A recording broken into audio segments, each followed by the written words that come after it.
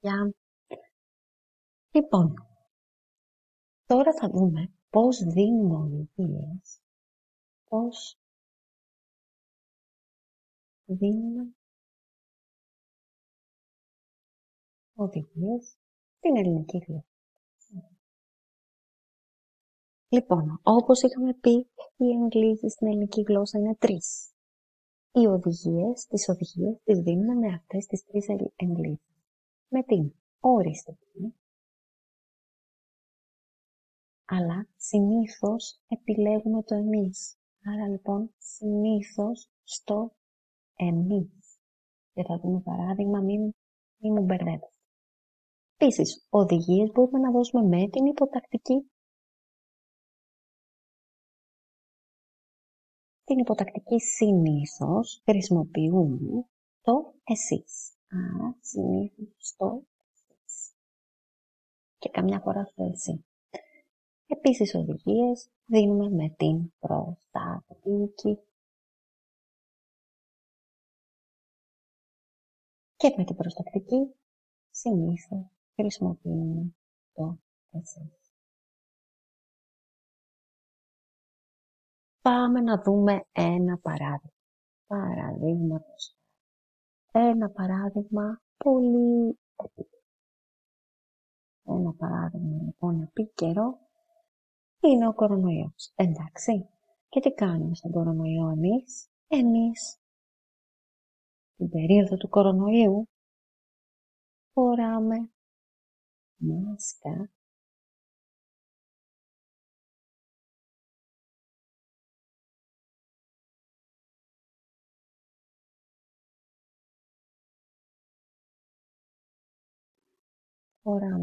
μάσκα στους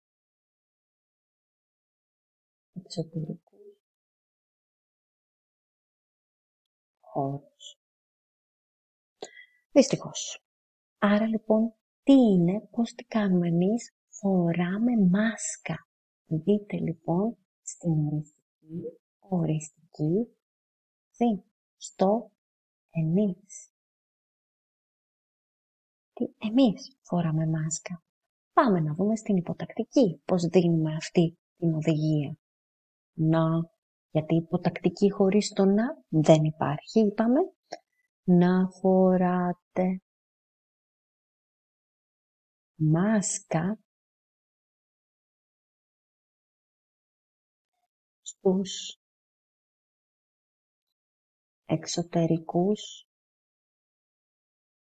χώρους. Έτσι μας λένε. Να φοράτε μάσκα στους εξωτερικούς χώρους.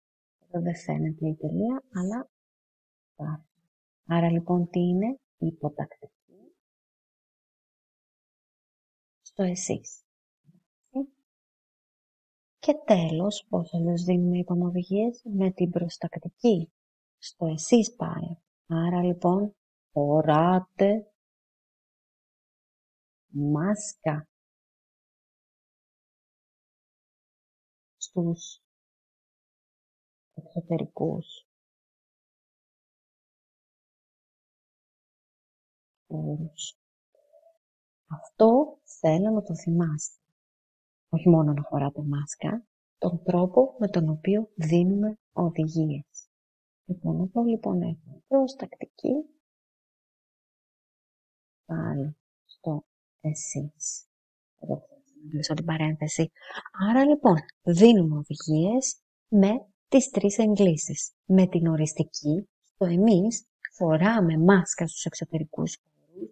Με την υποτακτική, στο εσείς, να φοράτε μάσκα στους εξωτερικούς χώρους. Και με την προστακτική, φοράτε μάσκα στους εξωτερικούς χώρους.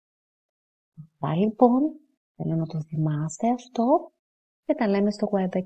Γεια σας παιδιά!